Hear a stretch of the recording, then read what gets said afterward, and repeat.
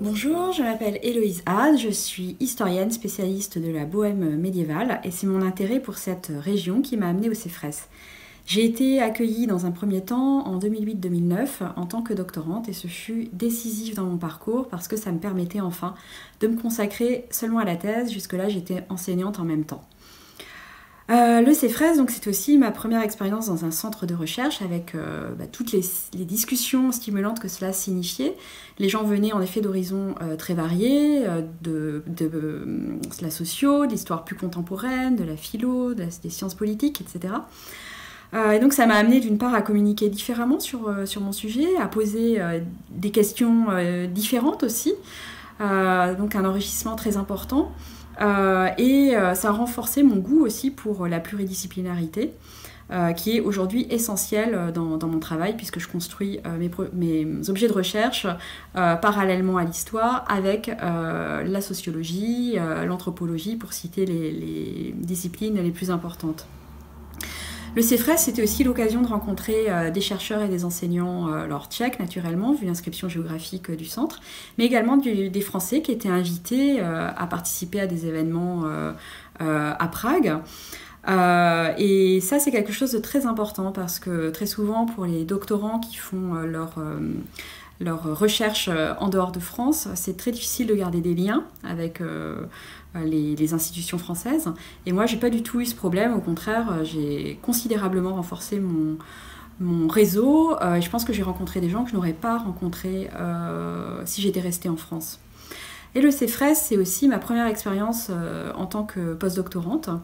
Juste après la thèse, j'ai conduit un projet de recherche en 2011-2012 avec une collègue philosophe.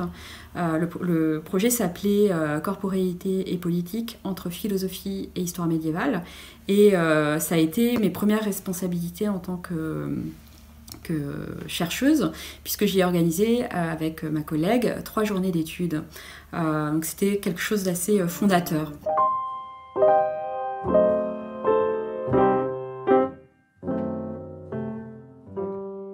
Aujourd'hui, je suis boursière Marie Curie, accueillie à l'Université Saint-Louis à Bruxelles. Entre-temps, je suis passée par Berlin, Francfort-sur-le-Main, Luxembourg, un plus long moment. Et je pense que le CEFRES a joué un rôle important dans cette trajectoire européenne. Mais j'ai gardé des liens très forts avec la République tchèque. Je suis régulièrement invitée à participer à des événements scientifiques là-bas. Et moi-même, j'invite aussi des collègues tchèques, puisque mon intérêt pour la Bohême n'a pas faibli. Je travaille toujours sur cet espace, même si j'ai multiplié les terrains de recherche depuis.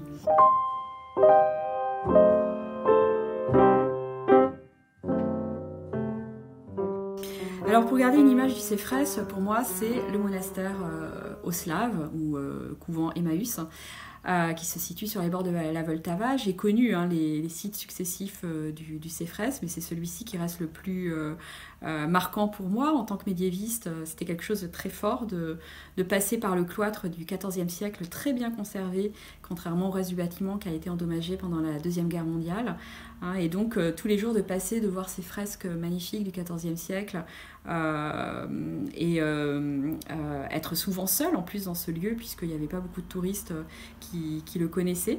Et c'était vraiment quelque chose de formidable, une sorte de transport vers l'époque médiévale qui était un régal de tous les jours. Alors un grand merci au CEFRES et un très très bon anniversaire. Merci encore.